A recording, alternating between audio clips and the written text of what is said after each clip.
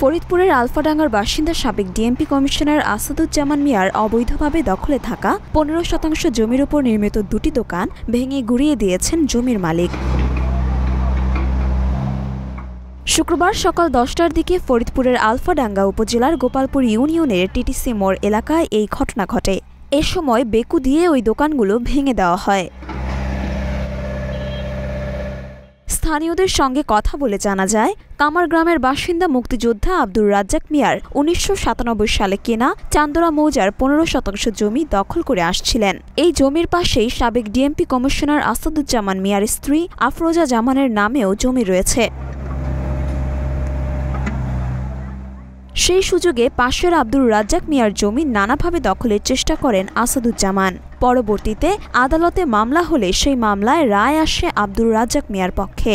কিন্তু আসাদুজ্জামান মিয়া ক্ষমতার অপব্যবহার করে 2017 সালে পুলিশ দিয়ে নানাভাবে হয়রানির মাধ্যমে আব্দুর রাজ্জাক মিয়ার কেনা ওই জমি অবৈধভাবে দখলে নিয়ে দোকান নির্মাণ করেন। মরিয়ম মিম, ঢাকা পোস্ট।